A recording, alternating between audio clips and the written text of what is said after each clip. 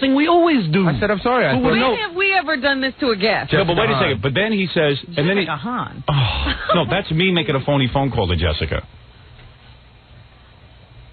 And you should always clear that kind of stuff with me. Okay, I mean, I was surprised you went off half-cocked like that. It was.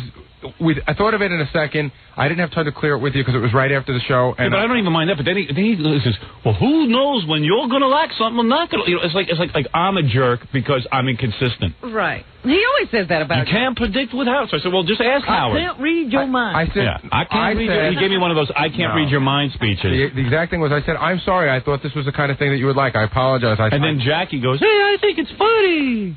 Well, actually, Jackie and I had wait a second. Right. Jackie and I had a big fight yesterday because I thought you were going to love it, and then you said, you know, what the hell did you do that for? You know, that was really stupid. And then you go, you know, the guy probably walked out here upset.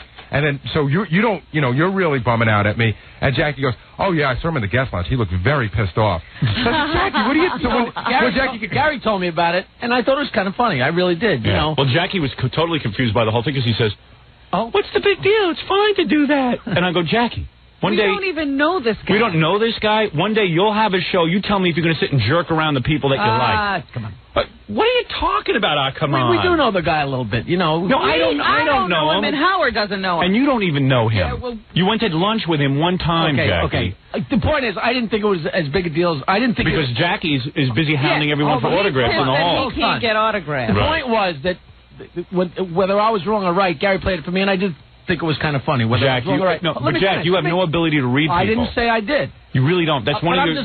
You're a funny guy and all that, but you can't read people. I'm very stupid with people, but he played it for me, and I thought it was kind of funny. He doesn't believe it. People hate him. Find out why Tom hates you. Everyone hates you. Nobody hates me. Because you don't read people. Not as well as you. And no, you don't. That's how I got to where I am. That's the beauty of him, though, because he's so, he's just thick about this. I know. He has no idea how the rest of the world perceives him. One day I'm going to tape people talking about you behind your back.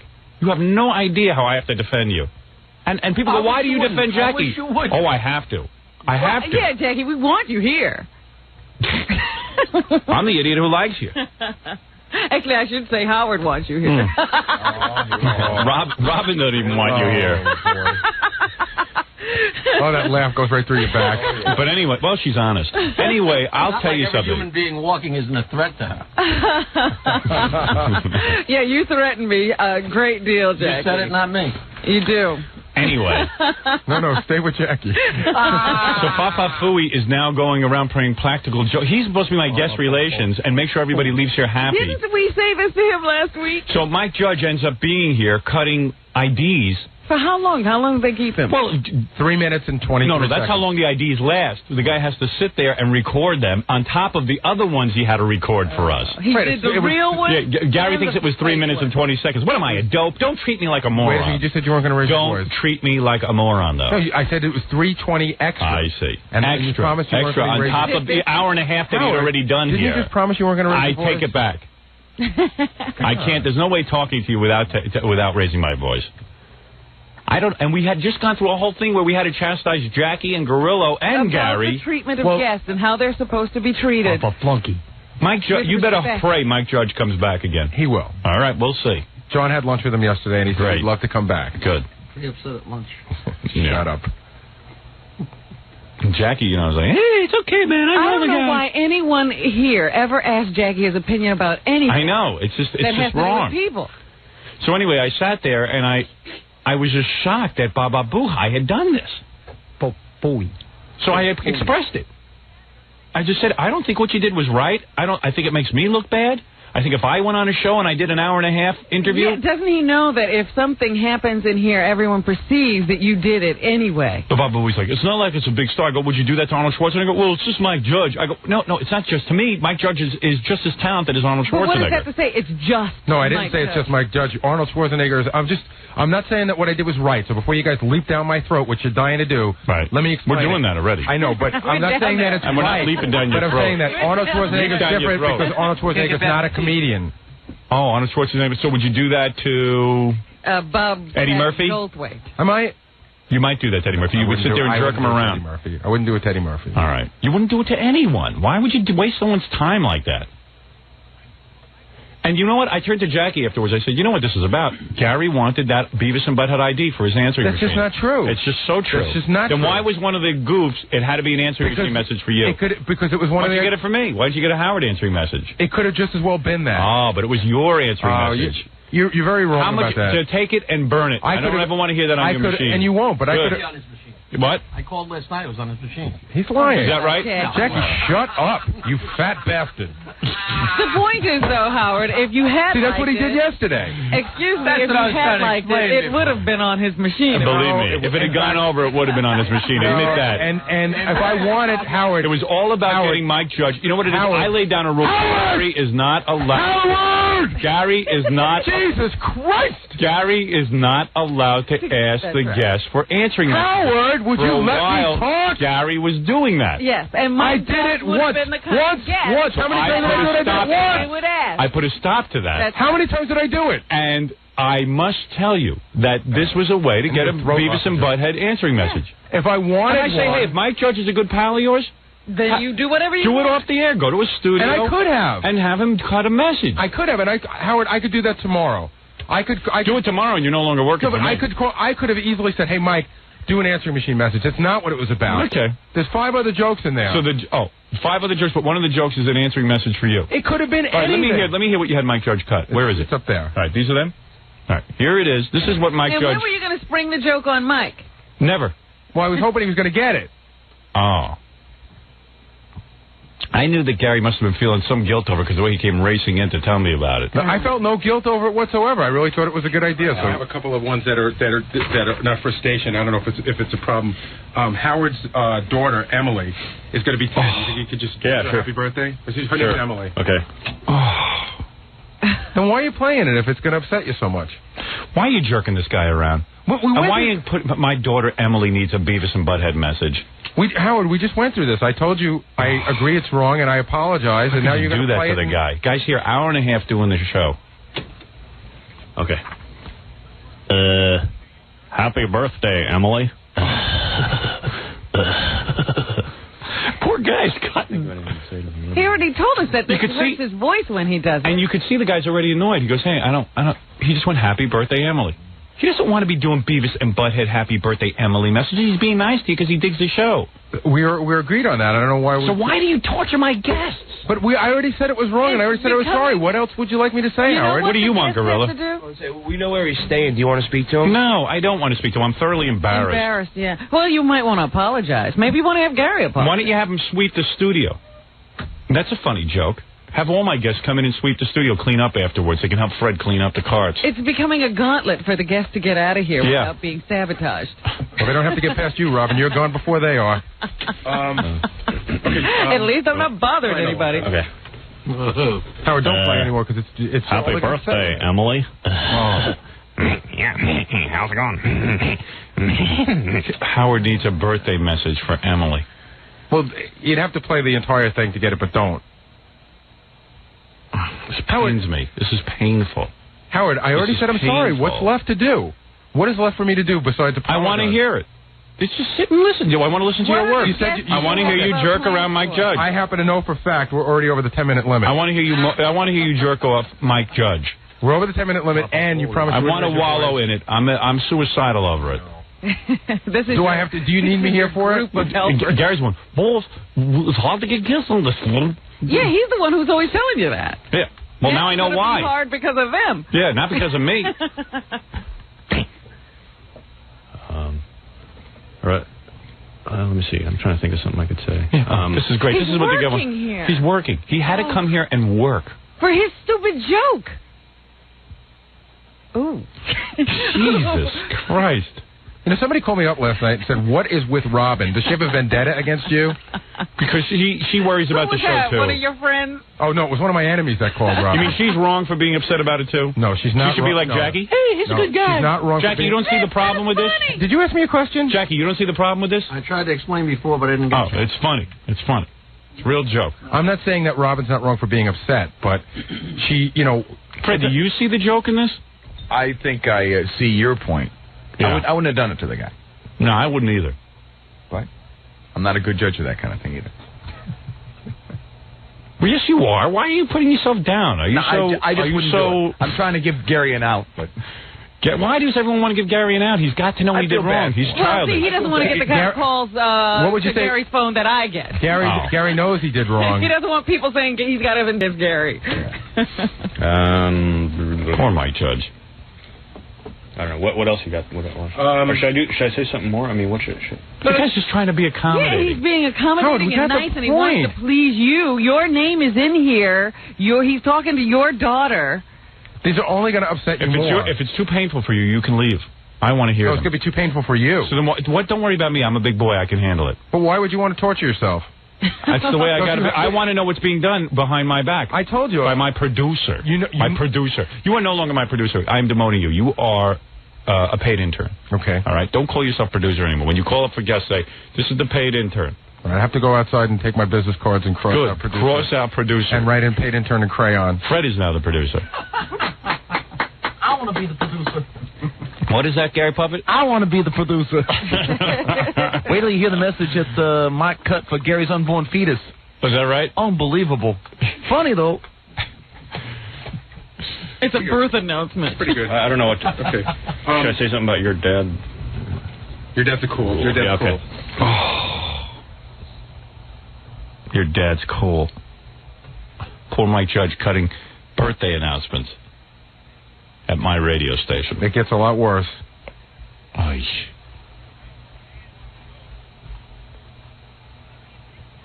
I'm nauseous. I'm so embarrassed. Well, you told him you wanted him to take initiative. This is what he decided. I need him to do computer work. I don't need him to take this kind of initiative. Why won't you clear this with me? Just say...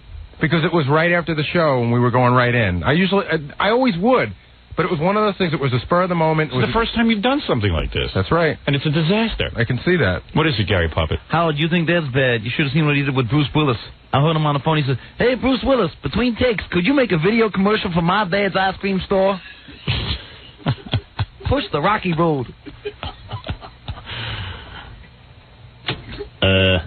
Happy birthday, Emily. Your dad rules. Great. Yeah, I rule all right. I can't even keep my people under control. What a nice guy this Mike Judge is. Nice guy. That's great. That's great. Now, another one is my general manager, his son Tom is in a band, and he wondered if I could get you to do like an intro for the band, Now, where would they use this? An intro for the band. They wouldn't use it anywhere. He was making a joke. I understand. At least understand the joke. No, I understand the joke. I just don't understand why you do it to a guy Is this guy going to be sitting there saying, well, everybody who comes to the Howard Stern show gets jerked around, so I'm looking for the bucket of water over the door. No, what he's going to say is, hey, man, I went on the show, I did an hour and a half, man, and then I'm in the studio cutting 27 IDs. And then he finds out, okay, so now he finds out it was a goof. Hey, man, they're goofing on me? I mean, like, they're wasting my time? Well, that's what I'm saying. Nobody expects to come here. It's bad enough sitting in that chair. You need to apologize. They don't expect to walk out the door and then the goof continues. You have to apologize. Yeah, I don't have a problem doing that. Tell him that you have no sense of humor, and that you tried to be funny for the first time in your life and it backfired. Right. That's you don't exactly want to do what it happened. on the air? No, Robin, you don't need to do it on the air. Do it on the air. Do it on the air, so get him on the phone then. Go get him on the phone, Gorilla. You know where he's staying.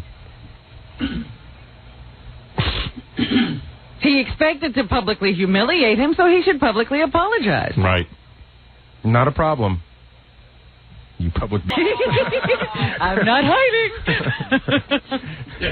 I mean, I know after you do an hour and a half on this radio show, you've done your duty. This is confrontational. This is a very big deal to come in here and sit and perform with us. He was uptight. And that was his first appearance on the show. It's not like he's been here 100 times. Yes, Gary Puppet? Maybe Gary should pay him for his time, whatever that may cost. There's an idea. Well, according to what MTV pays him, it's not a whole lot of money. Okay, so you're out $5. Under the new contract. Right. Here's Burning Bush. Okay. Right. Ladies and gentlemen. That's cutting IDs. You know what? Can I just say something, Howard? Yikes. Again, not defending myself at all. Right. I got the impression as he was doing this that he gets asked to do this sort of stuff a lot. I'm not saying that that's right or anything. No, it's not right. It's not right. And there's we're trying to create a perception of this show as a major player in the realm of Gary, show you got to protect me against stuff like this. Howard, how many times can you go over the same ground? But we went over this a week ago. You say, how can we go over this the same ground? We went over it a week ago. The difference is... There's no difference between Jackie hounding the guests in the hall for autographs and you hounding them for IDs, even though it's a joke. Can I tell you what I thought the difference was? Is there a difference between that, Jackie? Howard, can I tell you what I thought the difference was? No. There isn't, right? No.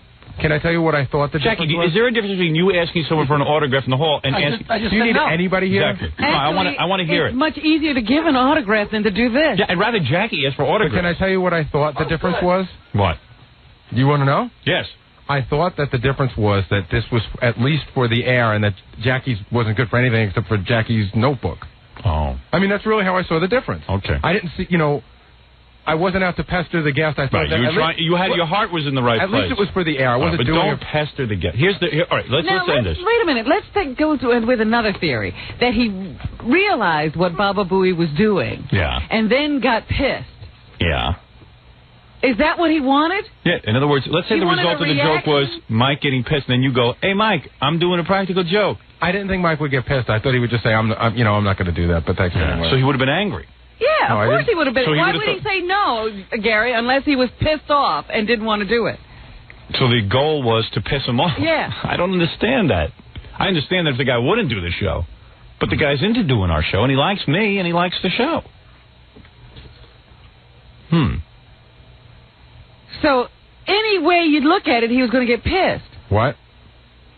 Yeah. If the joke was successful, he'd be pissed, and if the joke is unsuccessful, he's pissed. But yeah. So the ultimate goal was to piss him off. Right. Well, you work, Gary. You're a real good You pissed me off, I'll tell you that. All right, listen. I gotta say it again, and I don't care what anyone says. If you think I'm repetitive, then that's fine. Because Gary yells at me that I treat him like a moron. No. And I repeat things too many times. Here is a rule. I'm going to make it a simple rule. Can I just say something? No, there's nothing to say. There is one thing to say. There's one thing really... It's not possible that there's one thing to say. All right, what is the one thing to say? The one thing to say is that you and I had this conversation yesterday off the air. Yes. Everything was understood. Why do you feel it's necessary to berate me on the air for... now 20 minutes. Because now I'm closer to 10 o'clock, and I'll be done soon. Well, that makes sense. All right, fine. Everything I do makes sense. That's what I need you to do. But you understand how... Wake up. Why? He doesn't get anything on the show. Yelling at you off the air doesn't do me any good. Well, it makes you feel a little better. Good. Here's the new rule. It's not actually a new rule. It's an old rule that I always assume was there. Said one more time. The guests are sacred. They are our friends. They are friends of the show. Friends of the show should not be jerked around after they've done the show. Why would we jerk them around? They've just done the show. And they're walking away happy. Our goal is not to make them unhappy. The only person to jerk the guests is Howard. How about that? Okay. All right. And if you want to jerk a guest, come to me about it. I will. And then I will take you and throw you out a window. That's all. In fact, I'll have Fred throw you out the window. I can't dirty my hands. Fred's twice the man I am anyway. Gary Puppet, do you understand? Paul, I thought I was taking the bull by the teeth, and I have considerable sized teeth. I'm sorry. Hopefully that puppet turns his head after everything he says. He's not looking at me. I'm just sick of being on the E! Show now. That's like every day that one of these things goes down, you go back there with the E! people, and I go, my stuff wasn't funny. And they go, oh, yes, it was. You're on. You're on. You're just a very funny guy. You're the funniest guy on the E! Show.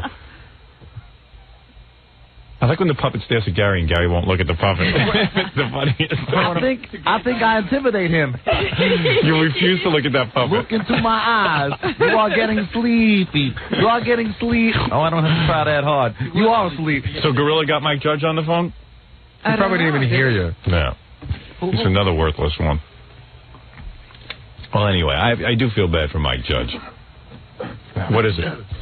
Go away. What is it, John? Mike's got a block on the phone this morning. He's probably so upset that he's he couldn't sleep. What is he doing, Letterman, tonight? Yeah. Or he did it last night? No, he's doing it tonight. Oh, so he wants to get some sleep. Probably. If you want, I wonder if they'll jerk him when he gets out of there and make him do a bunch of IDs. Maybe we can call him at like 9 o'clock. Nah, don't. This is done with. Once we're done with it, we're done with it. You know what, though? What you should do is make Gary apologize. We'll record it and send it to Mike. No, I'll call written apology as well. I can call him. Since he had him cutting IDs. I can call him Gary at a better hour. All right, an apology. Cut an apology right now. Go ahead. Hey, and Stuttering John, come in here, too. He's another jerk. I had to throw Stuttering John out of here. I got Vic. He was funny. Yeah. Well, we got a problem with Vic. He only shows up when he thinks he's going to be on the air. How is this my fault? I don't know. Did you have Mike Judge sign things yesterday at my radio station? No. What happened was a couple people from the station came to me. What? Let me take this real slow. Okay. I want to understand this. A couple people from the station who work here. Go ahead. Came up to me and said, yes. Gary's on the air. Said, can you see if Mike will sign this? So I went. And what is the rule on the show? Wait. Gary, did I? Oh, no. I went to Gary and said, Gary. You said, Howard, remember I had this conversation with you. If the guest is okay with it, it doesn't seem like it's going to be a problem, and it's for somebody at the station, it's not a lot. You said it was okay, and if it's not every time. All right, I'm making a new rule. But I did exactly what I said. I'm making a new rule. All right, you handled it properly. Gary handled it properly. From now on, no signatures on anything. Okay. Without me being asked. And no jerking the guests around, period. The guests are my guests. They are not, just because you went to lunch with the guy, when he's on my show, he's my guest. When you go to lunch with him, you can sign all the things you want. You sit there. If he wants to go to lunch with you and sign things, fine. But he's my guest. He's not your guest. He don't want to know you. Yeah, I know. You're nothing. Why am I involved? You're involved because I don't like what you're up to. What am I up to? You're sneaky. What did I do? Do what Gary does. Sign the autographs yourself. Like he did with James Taylor. To Gary. To Gary. He signed his own autograph. Yeah. I asked Gary about it. I said, I always ask the producer, man. Now, here's the rule. No autograph signing. I don't care if Tom is the biggest jackass on the planet. I'm a little upset because you keep putting responsibility back into your own lap. I can't help it. Which means that in the middle of this show, you're going to have people running in saying, Wolf, should you get this signed? I don't care. It's better that way. No autographs. Period. Good. Including Tom. Including Tom Chiasano. The guests aren't here to see Tom. Tom doesn't do anything for me. He's a nitwit who stands there and takes orders like Eichmann. You just do me a favor. What is the rule on the Letterman show? The guests do not get bothered. Right. Well, that's they don't have CBS people coming down asking for autographs. That's just not true, because whenever Howard goes there, he's bombarded with books. Well, that's wrong. Well, that's too bad. Somebody should be yelling at them. Right. Howard, seriously? Go ahead. Serious question. When you go to Letterman, you know how people hit you with books as you walk by. Right. They shouldn't. But does that really upset you, or is it just one of the things that you feel is something to live with? No, it's not that it upsets me. Let me just tell you something. I don't mind signing a book for somebody. I sign books for people all day and night. Problem is that when you're going to a Letterman show, while the rest of the people think it's just fun and frivolous, there's tremendous preparation and tremendous pressure to go out and be funny within 10 minutes. It's like being shot out of a rocket. And you focus in on what you have to do. The less distractions you have, the better it is for you. I was talking about, usually they get you on the way out. Wait. And when you leave, it's 5:30. It starts taping at 5:30. Sometimes I get out of there at 6:30. That means I'm going to be on the Long Island Expressway for 2 hours.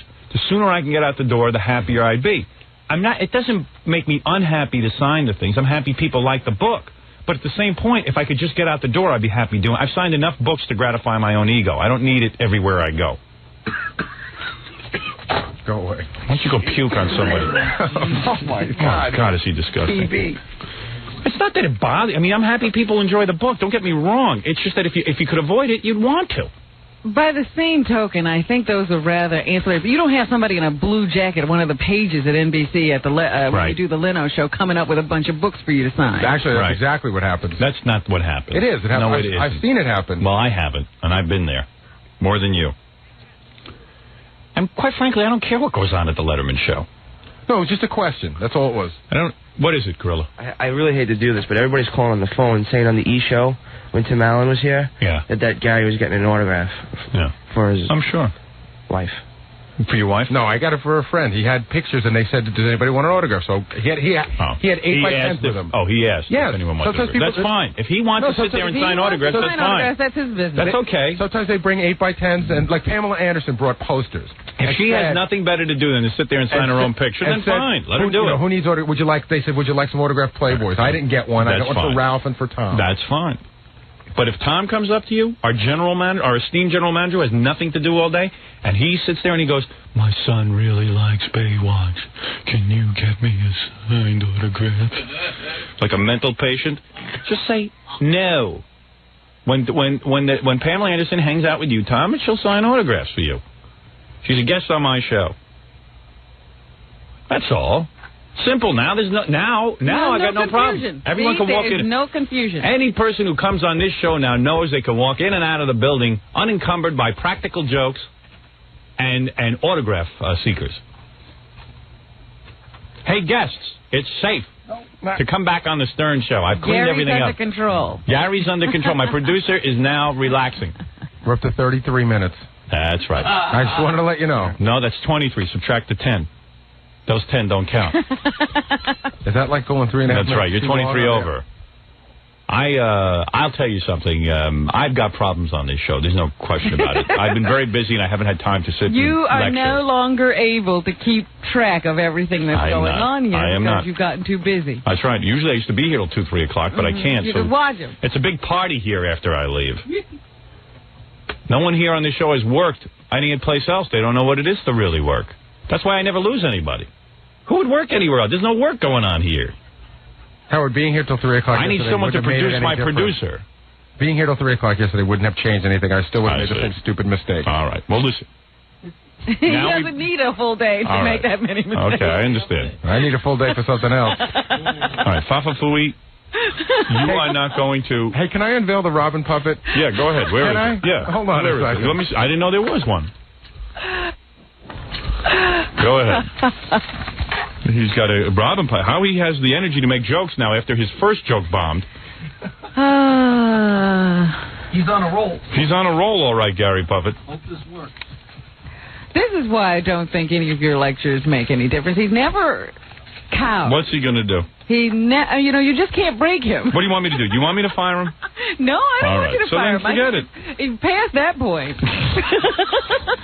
All right, here is the debut of the Robin puppet. Gary has evidently put something together. No. Let me preface this by saying that somebody gave this to Jackie at an appearance. All right. And Jackie gave it to me saying that, when Robin gets on you might be a good time. All right, let me see. Unveil it. Oh, Jackie's helping you with me. Of course. Not helping. I just kind of passed the buck. Right.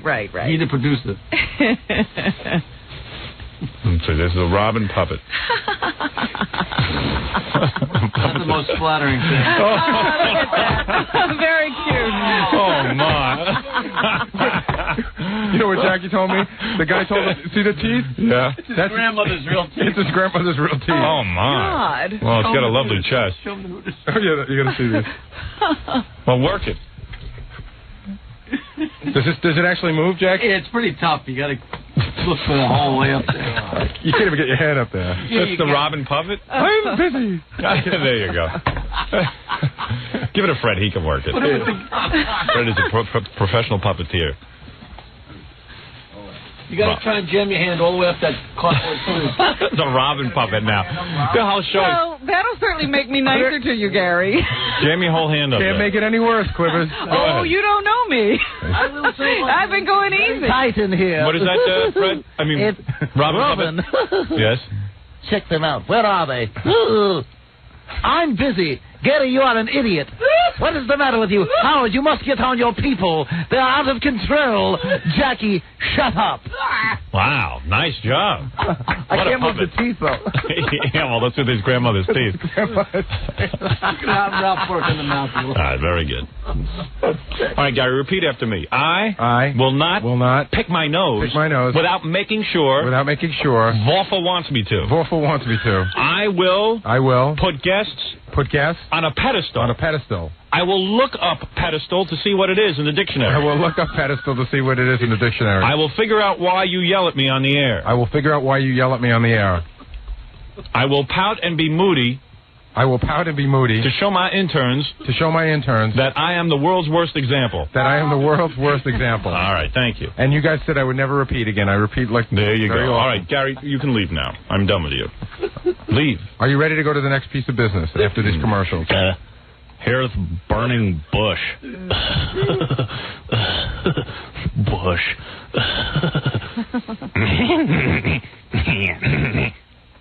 Poor guy. Just a couple more. If it wouldn't be out of line, my name is Gary, my wife's name is Mary. Would you do an answer machine? Okay. Gary and Mary? Well, at least let it go to the... If you're going to play the whole thing, let it go to the funny one. I can't even play it. I'm so embarrassed. There's one that's pretty funny. Okay. Gary and Mary are like, not here or something? Is there something I can help you with?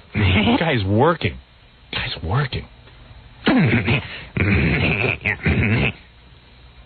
Okay, only two more. This is from Jackie. I got like a whole bunch of requests. Okay. Jackie's brother works at a supermarket. Was that him going, oh, God? Yeah. Ooh. Of course that's him going, oh, God. You don't think this guy was annoyed? No. Okay. But I was wrong, but I don't think he was annoyed. All right. The last two were Jackie's The guy's in here the whole time telling us how it hurts his voice to do this stuff. The last two were Jackie's brother works in the supermarket. Could you do an announcement that they could run over the speaker so when there's a spill? And the last one was that Robin's cats, Robin doesn't really have any kids, so cats are like her kids, and they whenever they see Beavis and Butt-Head on, they just stop and stare at the TV. So could you do a message for one of Robin's cats? And he did a message for Tut. I think they wanted to run like his name's Billy. Hey Billy, there's a spill in aisle 5. Okay. It's kind of funny. Hey Billy, there's a spill in aisle 5. He'll be back. All right. Anyway, there it is. Beavis and Butt-Head. Fa-fa-fooey. Beavis and Bucktooth. Yeah, Beavis and Bucktooth. All right, we're going to take a break, and then when we come back, Robin, I'll get on with the show. I'm sorry I had to discipline my staff again and waste the first hour of the program. Precious radio time. Didn't appear to be a waste at all. All right, we'll be back right after these. I'd like to say good morning to all the stations we broadcast to. Very exciting. So long we only broadcast on one station. I never understood why. Always thought we could broadcast to more than one station at a time, and here we are doing it, Robin. Our dreams are realized. Our professional dreams realized. There you go.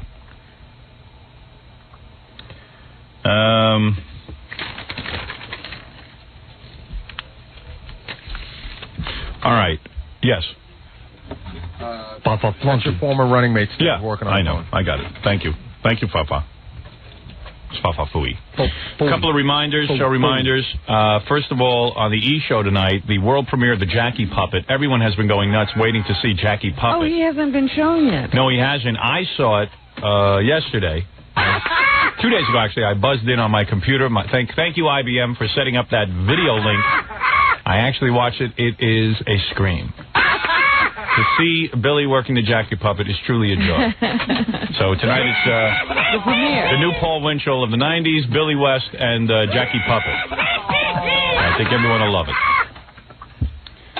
And also tonight, my O.J. Simpson reenactment with the O.J. Simpson puppet head that we now have. Oh, you'll be doing that, too. I'll be doing that with the O.J. Simpson head. Lots of puppetry. All right. There you go. Yeah, it's an all-puppet show today. So it's a lot of fun. As Robin does the news, Jackie Joe Mamalo puppet is going wild. Jackie Puppet, looking forward to your debut today? What? There he is.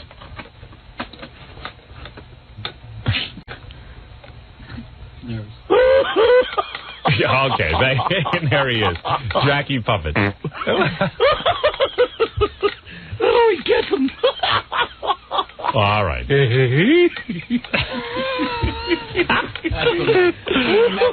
That's great. What you'll like about the E! Show tonight is when Billy takes the Jackie Puppet and sticks it right next to Jackie. Sticks it right next to Jackie's head. Jackie Puppet is making it with Robin Puppet. Look at what's going on back there.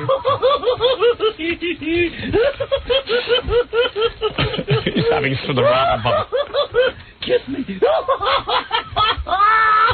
A drunken Jackie puppet. All right, Billy, no one can see that. He's doing a whole puppet show over there. You can see it. You're doing color. Yeah. Did you see what the Jackie puppet was doing to the Robin puppet? He was using her mouth for sex. It was like the Was that? I couldn't tell what he. Oh, I could. Oh, you could. Sure, you could. Sure. I can't see. I can only see the back of Billy's head here. Oh, shut up. Why don't I just paint a face on the garbage can? What does that mean? I don't know. What does that mean? Explain, Alan. I was having to the puppet, like, if there was no puppet, I'd just paint your face on the garbage can. You don't have to understand Jackie puppet. Jackie is cracking himself up. All right.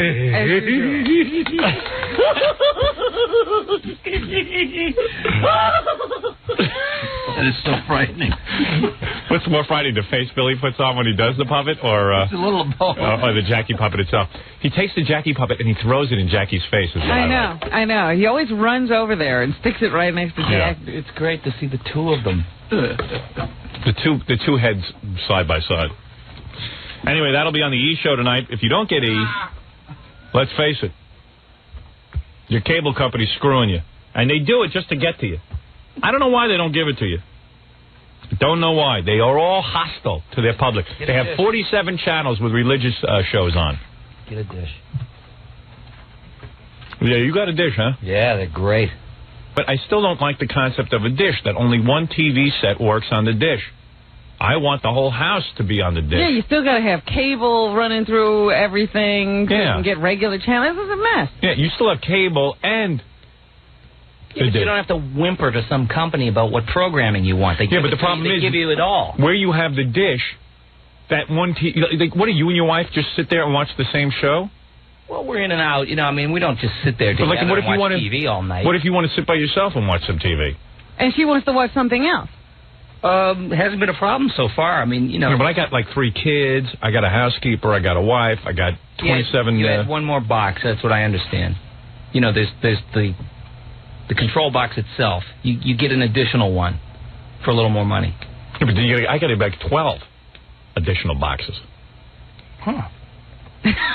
Oh, I didn't have that problem. Yeah, but you have additional cable boxes, right? Right, yeah. Now, Billy, you can't... But I got to get a satellite for each... No. Oh, I don't? One dish. Oh, in different boxes. That's it. Oh. So it's the same as cable. Oh, yeah, I'm telling you, it's better than just crying about not being able to get a channel because a company wants to cut you off and sell you a different package. So you get E? Yes, I do. On 3 different channels? What do you mean? Or on one channel? On one television set. No, on one... No. Oh, Billy. I don't know. Sometimes he'll pop up on different channels. Yeah, or is it on one channel? Oh, no, it's only on one channel. Okay, okay. But do you get the regular broadcast networks? Yes. Because I think with this little dish, you don't.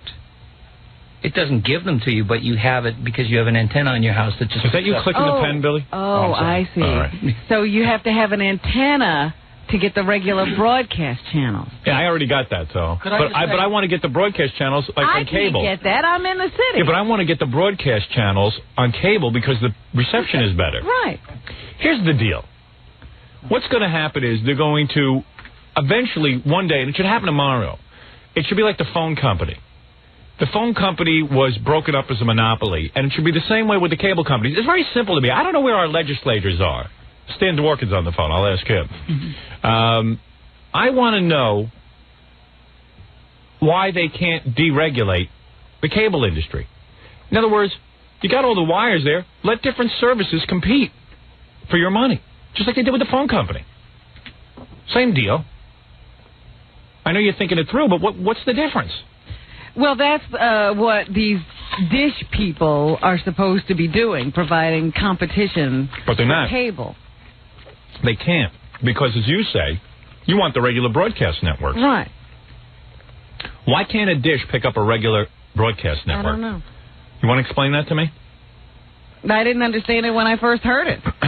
Why are the cable stations on the dish and the broadcast stations not? Yeah, you would think it would be the other way around. You know, everything's in the air, isn't it? Yeah. How do you explain that, Billy? What do I look like, Mr. Science? Yeah. Mr. Wizard? I don't know. Ask the puppet. I think it's a different frequency or something like that. Or Don't, Jackie, say you don't know like the rest of us. Admit it. It's a different frequency. No, you know how when you... Oh, all right, I don't know. I don't know. Oh, here's Tom. Tom is claiming he knows something. Well, no, it's VHF and UHF, right? VHF, UHF, they're not fed on satellite. Those, the 7, 4, 5, 2, etc., those are not fed on satellite. Those are in the regular air. Right. But can't the satellite pick up? No, it's only going to pick up from things that are being fed on the satellite. It can't pick up a VHF signal? Obviously not. No, it can't pick up... It picks up radio and picks up VHF. It's a satellite. It can pick up any transmissions. I don't think so. I think it only picks up things that are being sent back down. That seems absurd in 1994. Yeah, why can't they just throw a little antenna in there? Put a little antenna on the dish. It's too. They would have to have 2 apples and oranges. It's like saying, why can't I get K-Rock on my television? No, wait. You can get K-Rock on your television. They just don't set it that way. Yeah. If it's part of a cable. K-Rock's an FM frequency. Right. Which is actually what TV sound is. Exactly. Yeah. And you can buy a receiver that picks up all TV and radio sound. So why can't you just put a little antenna in your satellite? I don't know. It seems... But then again, you wouldn't be getting the same quality, if the satellite is digital, it's coming in on an antenna. You look better without the mustache. Yeah, thanks. Well, I knew that. Thanks for staying on the topic. Yeah, thanks for just breaking up the topic. Guys, Tom is like so stupid. Help. He comes in, he's making a worthwhile contribution, and then he just changes the topic. You look much better.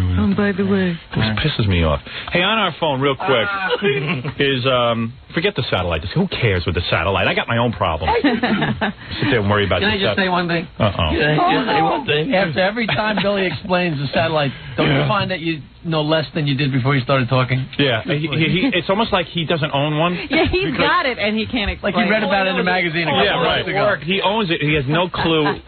It's like, you just get another box. The way I understand it. All I know is I got 3 channels before, and now I get 150 of them. Braggart. You're cool. Yeah. Show up. I just want to say Can I just say one thing? When Billy explains that, you know less than you did before. Jackie, were you always hoarse like that, or was it when you started performing in clubs? I have been screaming my entire life. Has your voice always been like that? Always. It always starts out like... Does it hurt? Some days worse than that. Never.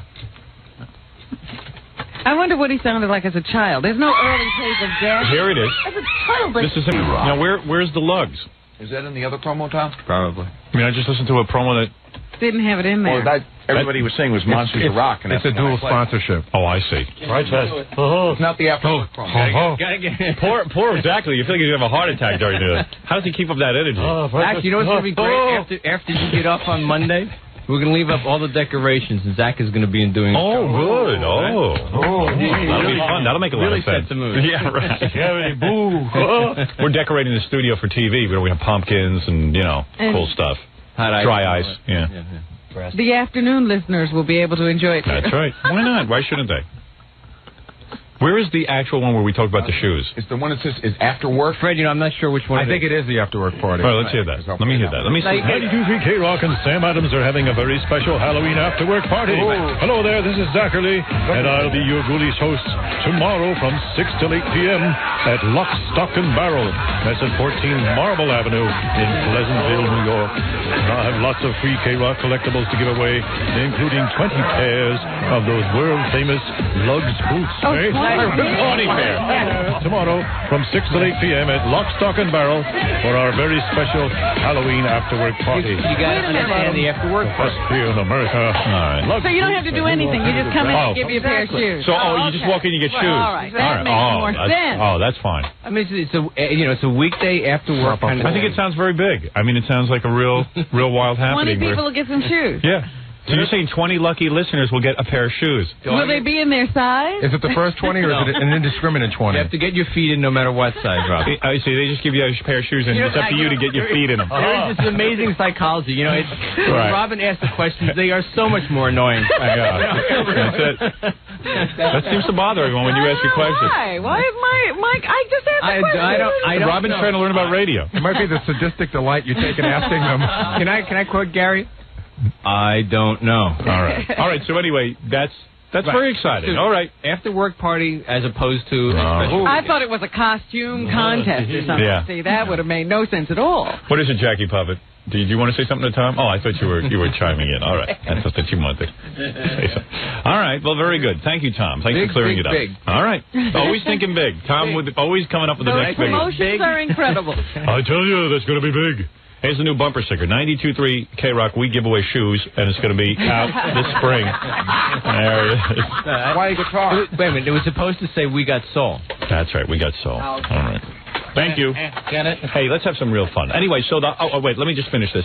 So we're having a Halloween party here Monday. We don't have any shoes, though. Hey, did you get a gift from Tom that we can give away? No. Can we get some love? Oh, come back here, Tom. What's our gift? Tom, what's our prize? I can't wait to see what he has for us. Yes.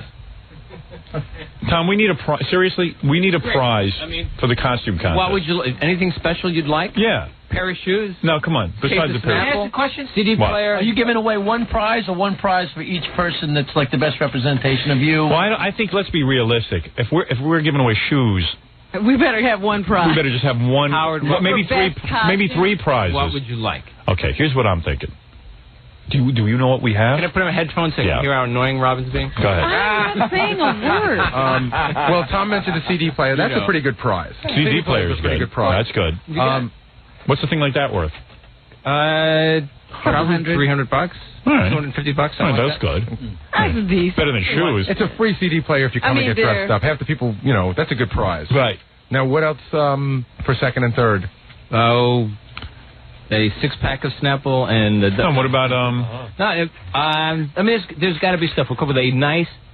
For a first, second, and third prize. All right, we'll come up with some good prizes. Are you going to have...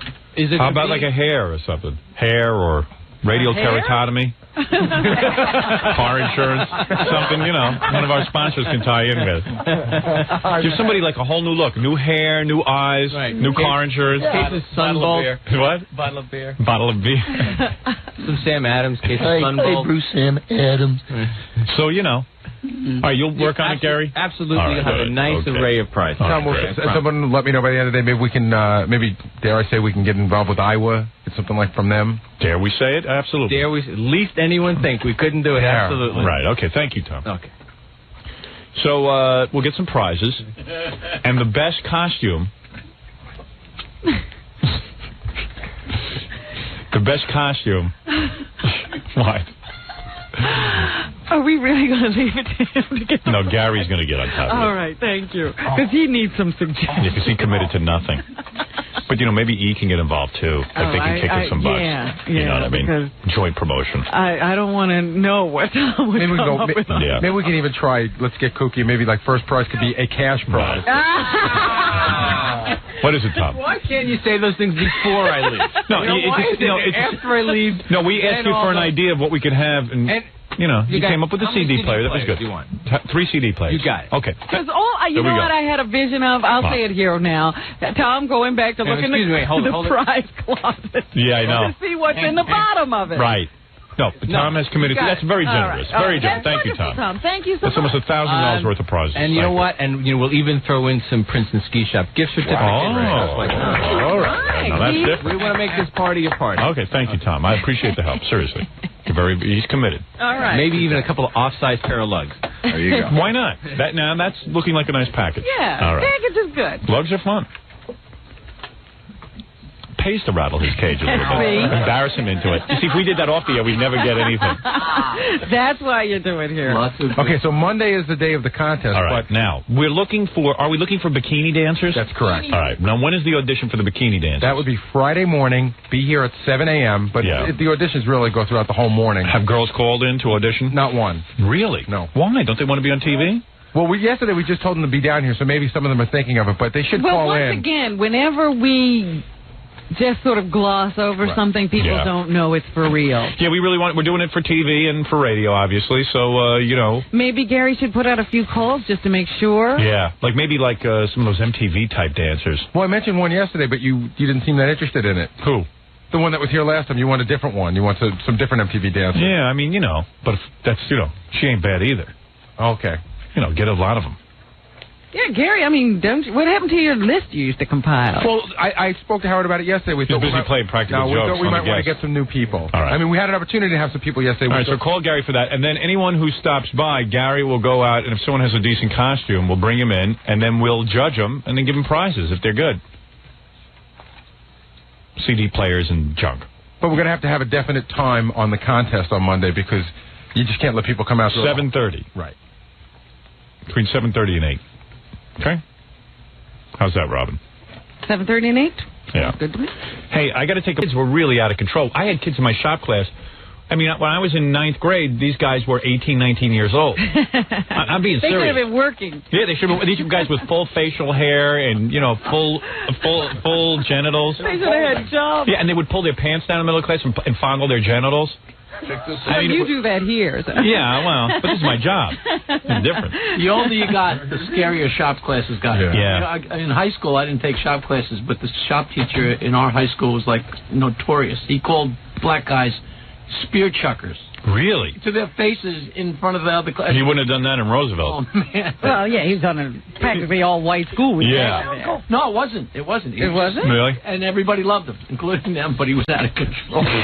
Everybody loved him. They did. Yeah. The black kids loved him. Jackie again, right on target. Like that. How many? Was he missing a finger? Mine was missing a finger. No, he was missing his arms. They got him. No, really, seriously, was yours missing a finger? Well, he wasn't missing a finger, but he had a thing where he had cut his middle finger on the table saw, and it had grown back in a weird way, so he could stick a quarter in it and put his hand upside down and shake it around, and the quarter wouldn't fall out. Oh, he had a groove in his hand. He had a groove in his fingers. I was in grammar school. I had half a pinky. I was always shocked that they want you working a lathe and stuff. I mean, you can really lose fingers and hands and stuff. But, you're absolutely right. Shop class was dangerous, and you know why? Because it was a big spread-out room, and the machinery made it hard for the teacher to hear. Like, if you're getting your ass kicked in the back, there's a table saw going on. Yeah, and it wasn't like a real class where you sat at a desk. You actually moved around. So as soon as you're moving around, kids think they can just beat everyone up.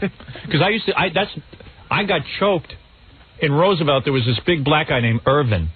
Not Irving, Irvin. Yeah. I-R-V. Magic Johnson's name is Irvin. Yeah. I had never heard that name in my life, and this guy's name was Irvin. And I can't imagine that there's, like, two guys with that name.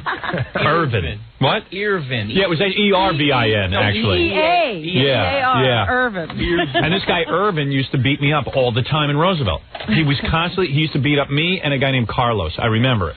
And Carlos was white, even though he had a Spanish name. And I didn't know he beat up Carlos. I only found out after I had my mom report Irvin to the dean of boys. And then Irvin came and said, you reported me. He had to figure out if it was me or Carlos who had reported him. Right. So he shook us down, because he shook us down for money every day. And I hope he's in jail now, but he took me. Because he could come after you. Yeah, right. And and this guy Irvin was about 6'3". How tall were you then? I was probably about 9th grade. I was probably about 5'7". I don't know. I wasn't that big. You weren't tall yet. Yeah, it was not the tall, gawky Howard Stern you know today and love. So this guy comes and he says he had to figure out which one of us. Now it was my mom who reported him. Because I said to my mother, I can't take it. He's still sitting there trying to figure it out. So he took me. He grabbed me from behind and started choking me. This is the guy. Yeah. And he starts choking me and he goes, okay, in about a minute, you're going to pass out from lack of oxygen. And you better tell me. So you tell me, man, did you report me to Mr. Head? So I was just like, yeah, he wasn't even like, you gonna be. He would just say, you gonna be. So he started choking. Yeah. Reason why. Yeah. So he was explaining science. Well, I was learning science in the class. So anyway, he starts squeezing my neck and like right around by the Adam's apple stuff, just squeezing it. And I'm like, and I'm trying to like just your reaction is to grab from behind, but. That doesn't do a thing. Doesn't matter. I'm blacking out. I'm starting to black out. I'm losing consciousness. And he goes, did you? I'm asking you one last time. Was that your mama who called me Mr. Egg? So I go, no, I swear it was. I don't even know what you're talking about. Thank God, because I almost confessed. Bad move. Yeah, but I didn't. And then he lets go and he goes, now I know who done it. Carlos. And he pummeled the crap. The other guy. Oh yeah, yeah, that guy Carlos. And I never saw him in school again. Oh, never. He got his ass beat. He must have confessed, even though he didn't do it. I didn't hear about a funeral, so I think he's alive. But this guy Carlos. Yeah, why would you confess? The guy's already said he's going to kill you if you're the person. And he would have killed me. And why would you say yes? Obviously, you're not going to say yes. You don't know what to do. That's a bad scene, man. I got beat up. Mind you, this is going on in a shop class. What the guy watching? The shop teacher was watching. Saw the whole thing. Saw the whole thing. The whole class was watching? He was a scared white man. And I don't blame him. The whole class was watching, though? Well, I was in the back. No, a lot of the class doesn't pay attention. You got to understand something. There's constant fighting going on in these classes. There's no way for me to describe what Roosevelt, Long Island is like. It's just constant warfare. There are guys in the corner smoking pot. Life. I mean, I was in 9th grade. I'd never even heard of pot. No, I swear. This was a guy. There was a guy who came in. I don't know his name. And nobody. He looked a lot like Flava Flav. He was kind of like a jokey kind of guy. Yeah. But you could tell he could beat the crap out of anyone. You know. And the guy comes into the class and pulls his pants down because this guy was huge. I never hear about people dying at Roosevelt High School? Oh, people die. Well, they don't read about it in the paper. You read Newsday. You could take the last year's worth of Newsday, count up the people. What are you talking about? There's a lot that goes on there, Robert. There's a lot. It's real bad. In fact, it's so common now. It's that it doesn't get reported. No, it doesn't even get on. It's a little box. Like on Newsday, it's not even on the regular page. It's like, exactly, it's like a lot of little boxes. In Roosevelt, the man was I read it every day. I read it every day because I'm on the lookout for it. I love to read about it. You like to read about your old schoolmates. Yeah, I like to see if I know anybody. I like to see if it's Wine Dance. Wine Dance is another really bad black neighborhood. And, I like to see where more murders are committed and all that kind of stuff. Believe me, Robin, the headline would be if nothing happened. Yeah, exactly. You would see, like, wow, today nothing happened in Roosevelt. Yeah, but you know what it is? It's a Newsday. It's a local Long Island occurrence. Yeah. And everyone just ignores it and hopes it goes away. I mean, why wouldn't you close that school down? Why wouldn't you get Joe Green? Why wouldn't you do something? No, they should declare... Oh, they should? You mean Joe Clark? Joe Clark, They should get Mean Joe Green and Joe Clark to go in there and take care of the whole town. Really? Just get a couple of baseball bats and clean up. We should declare it a foreign country like Haiti. And then invade. And civilize it. It is out of control. It is not a civilized. It is not a civilized area. That is sad. Have you been looking through your mail lately? Yeah, I got a letter from a woman from Roosevelt who told me not to make fun of it. Well, did you see the other letter you got? No. They wanted you to come and help them reopen the library. Roosevelt, are you serious? Yeah, you didn't see that? And cut the ribbon? Yeah. No one goes to that library. Well, they put a lot of money into it now. Good. Oh, come on, Howard, you gotta go. No, and number two, no way. Let me tell you something, Robin. I made a vow when my parents finally took out 9th grade that I would never go back. Me, I want to see. You're safe there, not me. Oh, I am? Oh, They yeah. didn't beat up black people at Roosevelt. All they're going to do is pull your pants down and have some smoothie. Right, that's exactly what I want to have You'll happen. probably love it. Yes, sure. Come on, take me back. And why did they have to close the library down in the first place? Needed some refurbishing. Yeah. Yeah, they didn't have any books. Fire. Yeah. And all the stores are burned down. Either the owners burned them down because they can't make a go of it. Does Hempstead Avenue run through there? No, it's called Nassau Road. What is that? What does Hempstead Avenue run through? Hempstead used Is that bad too? Oh, yeah. Oh. But Hempstead... A lot of boarded up stuff there. But Hempstead's a party. I call Hempstead Africa.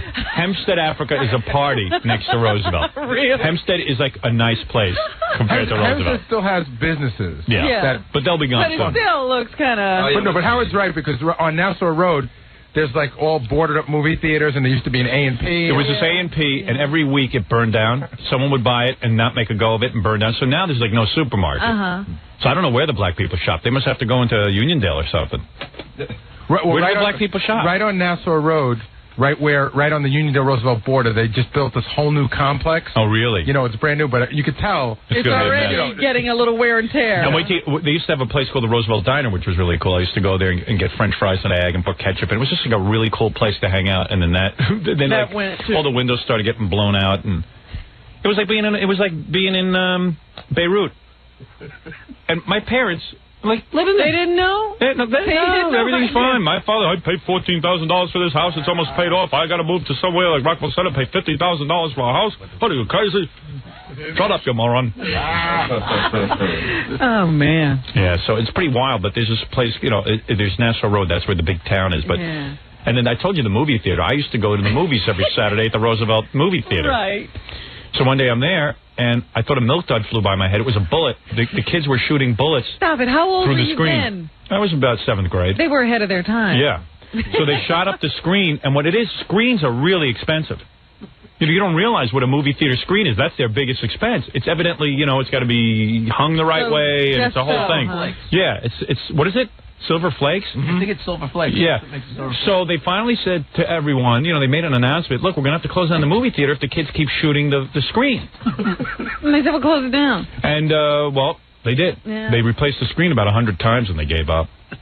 Does the screen have, like, holes in it and stuff? Yeah. Oh, you'd be sitting there watching. You could miss whole scene. Yeah, a guy's head would be blown off. It was just unbelievable. But at least they were shooting the screen and not the people. Back then, everyone was a little more... Yeah, mellow. They were pointing that away instead of this away. A lot of times it was BB guns and stuff, but who cared? I mean, it was guns. You know, when I was in college... And the kids loved the movies. They loved the movies. Blacks love movies. Then why would they shoot up the screen? They get excited. They start to... I don't know. They get so... You wanted to see what was going on in there. They used to throw chocolate at the screen where I'm from. Yeah, a lot of the kids couldn't sit through the movie. They would get crazy and have to fire off some guns. This is in 7th grade, and I was in 7th grade, you know, 100 years ago. You know, the truth of it is, I think I remember throwing candy at the screen, and I can't remember why. And I guess shooting at the screen is just like the next logical. Well, I don't know. That's a big leap. Big retard. Jackie throwing chocolate at the screen. No, jujubes. Yeah. Jackie, you might be black. Oh, that's a black thing. It's not a stupid thing. It's a black thing. Take that. So anyway, it was pretty wild being the one white kid in that. Actually, there were about 4. You were the one white. There were 4 Stop white making kids. yourself out to be more you're right. of a hero than you are. There were 4 white kids. I confess. And the shop teacher. It was me and a guy named Mark. Yeah. And Dennis Accavelli. And how long were you there really when and it was down Pollock. to that many whites? How many years were you there when it was only... Well, down to 4 whites 1 year. Right. That was the year that I had to get out. See? Oh, excuse me. The previous 2 years, I was one of 20. You know, yeah, it wasn't much better. I told you about the time they offered, all the blacks went crazy and wanted black studies. Yeah. So I signed up for it, thinking like maybe they'll take it easy on me if I'm racially sensitive. Yes. And we get in there, it was all 5 white kids had signed up for the class, and there wasn't one black guy taking the black studies. They all had the same strategy? Yeah, they all had the same strategy. It was a bunch of, and they canceled black studies at the end of it. Maybe I'll learn their habits. Yeah. I just thought it would be kind of cool, you know, like maybe everyone would mellow out if they saw that I was racially sensitive, which I was anyway because I was living there. No, you weren't racially I didn't have to be living there. No, your parents stuck you there. Hello, Blood.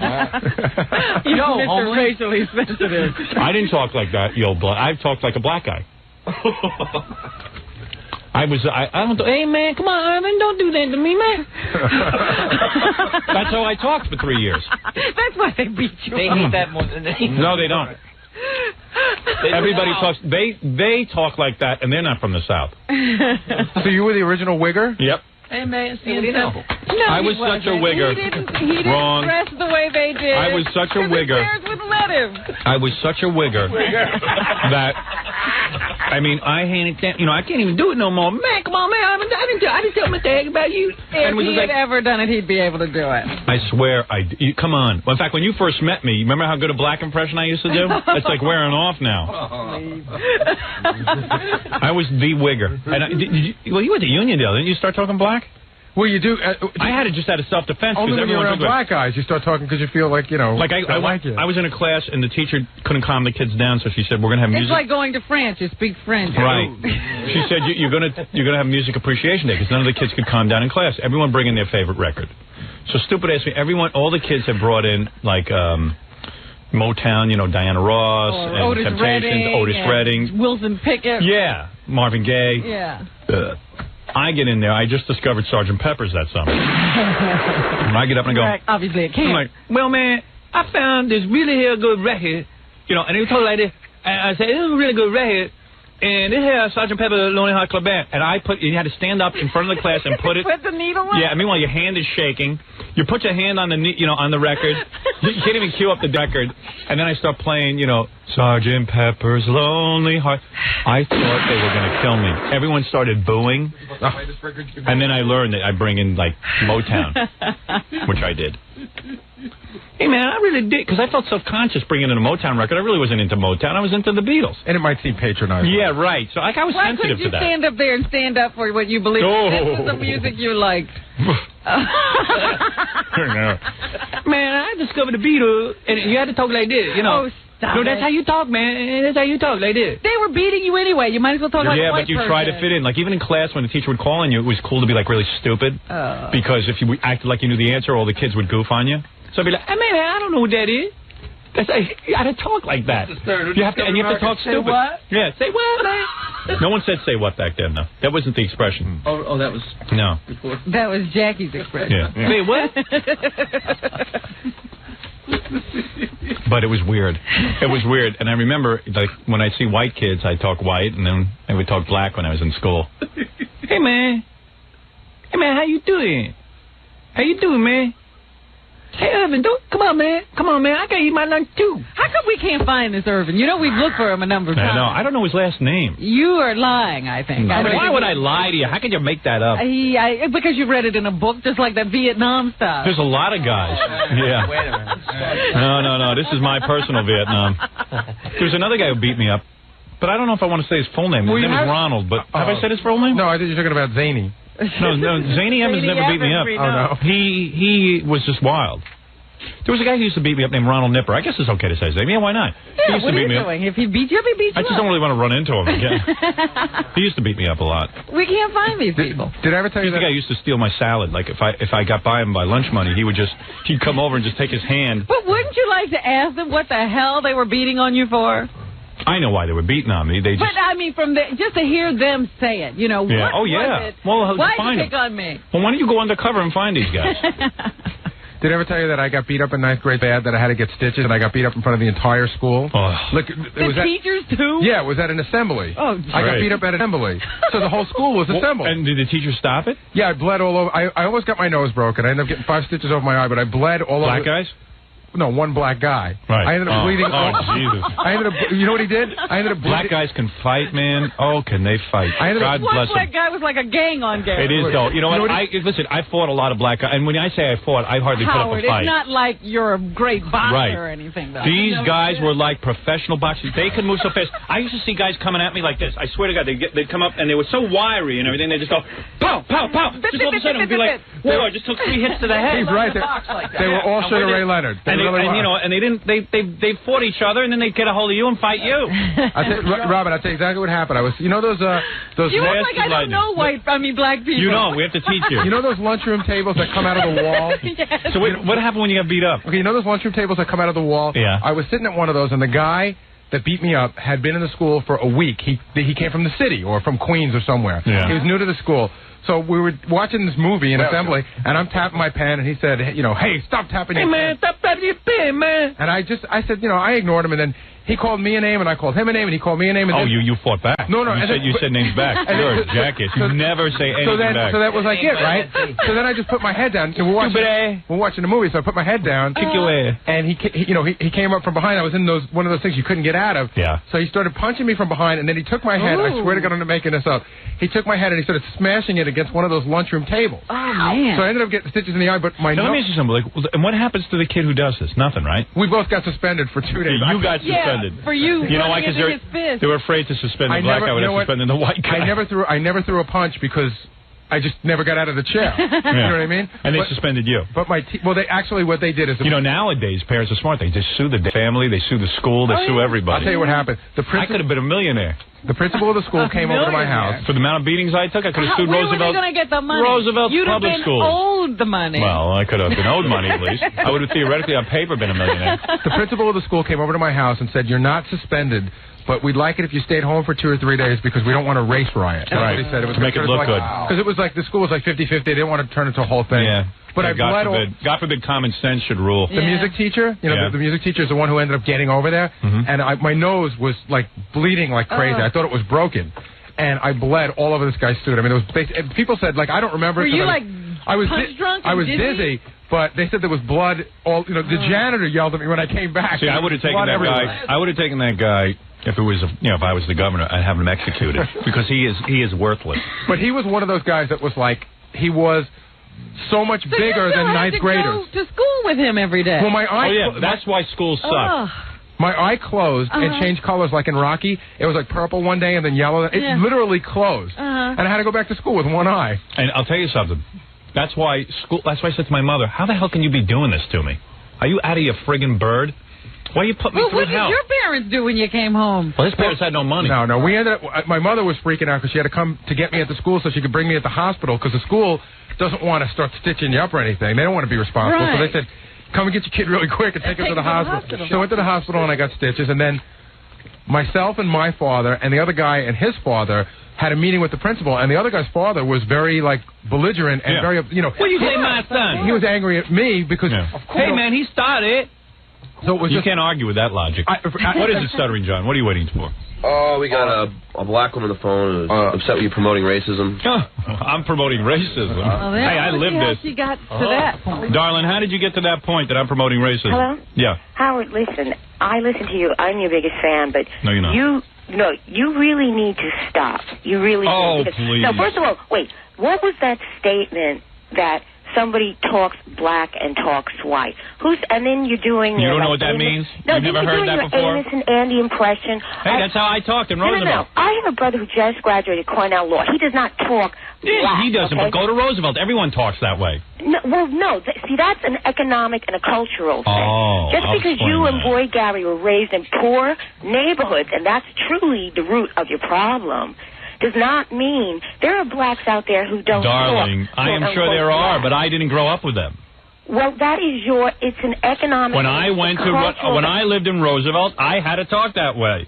That's the way everyone talks. He didn't have to talk that way. That's the way he chose to talk. That's the way you chose to talk because that's the way you had to survive. But believe me, I'm sure that there were blacks who held their head high and who could afford to get out of that neighborhood, even though your parents couldn't. Tell me something I don't know. Oh, you're so silly. But you... Oh, I'm not going to listen to that. She just interrupted a great conversation with a dumb comment. So, anyway, the end of the story was I stayed home from school for 3 days. It's like Oprah. You see Oprah on her TV show? She gets an all-black audience there right away. She's like, honey child. Girlfriend.